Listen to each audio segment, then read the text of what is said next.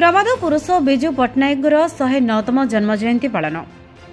जाजपुर जिलार चंडीखोल ठारे प्रबाद पुरुष बिजु पट्टनायक जन्म जयंती पालन करा जाउछे।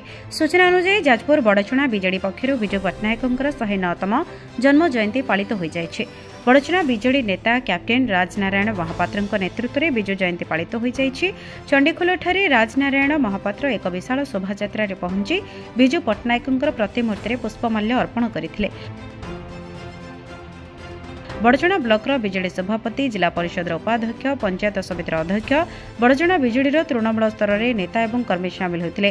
आगामी दिन में युवपीढ़ी क्यों भली बिजु पट्टनायक नीति आदर्श में अनुप्राणित होगापी बीजेडी नेता राजनारायण महापात्र आह्वान देते। आज हूँ 109तम जन्म जयंती प्रभात पुरुष बिजु पट्टनायक जी आम स्वर्गत मुख्यमंत्री थे।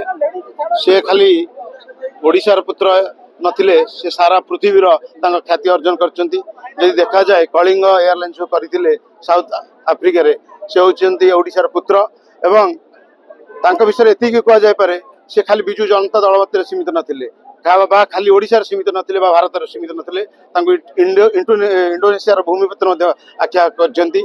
सेथिपई आमे समस्ते गर्वित ओडिया हिसाब रे तांकर पथको अनुसरण करबा। से जेमती शासन करछंती, जेमती दिग्दर्शन देइछंती, जहाँ प्रगति करछंती ओडिशा रे, से बिजु पट्टनायक ही करछंती। एवं निश्चित भाव में मु युवक भाई भाई मान को आह्वान देवी, तांको पथ अनुसरण करंतु। से जेमती शक्तिशाली होई परिबो एवं जेमती समाज गठन होई परिबो एवं तांको सुपुत्र नवीन पट्टनायक जेमती शासन करथिले 24 वर्ष, जेमती से खूब कम कथा कहते एवं काम विश्वास करती, सेमती मु युवक मान को आह्वान देवी आगे आसतु, निश्चित आम नुआ समाज गठन करे प्रयास करेंगे। आज आम बिजु जनता दल तरफ बड़चुणा बिजु जनता दल तरफ आज आमर बिजु पट्टनायक जयंती अवसर में ये चंडीगढ़ तार पालन कराला। आज बिजु जनता दल समस्त वरिष्ठ कर्मकर्ता, दलर समस्त कर्मकर्ता एवं लोकप्रतिनिधि समस्ते मिलमिशी आज बिजु को सम्मान देलु एवं मूर्ति में पुष्प अर्पण कलु। एवं ये बड़चुणा निर्वाचन मंडली नुह सारा भारत वर्ष जड़े से महापुरुष, जहाँकि कीर्ति कहले अतुप्त हेनी। आज पारादीप चंडीगढ़ पारादीप हो आज सारा भारत वर्ष जो कार्यक्रम कर विरोधी दल ठू आरंभ कर सरकारी दल ठू आरंभ कर समस्त प्रशंसा कर।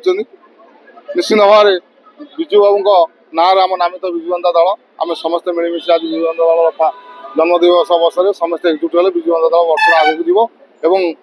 निश्चित भाव में आम संगठन निश्चित भाव मजबूत हो अवसर मुझे बिजु पट्टनायक आज 109तम जन्मवार्षिक पालन कराई। बड़चुणा बिजु जनता दल आज महा आडंबर सह देखुं हजार हजार संख्यार लोक आज कार्यक्रम में सामिल होती।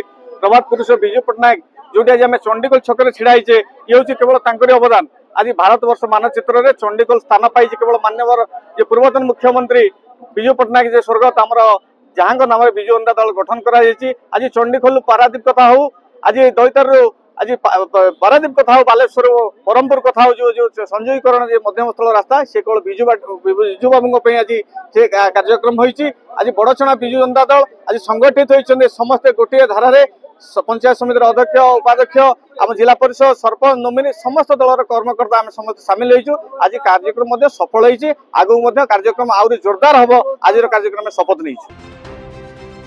जाजपुर स्वतंत्र प्रतिनिधि अजित कुमार मिश्र रिपोर्ट, संस्कार टीवी ओडिशा।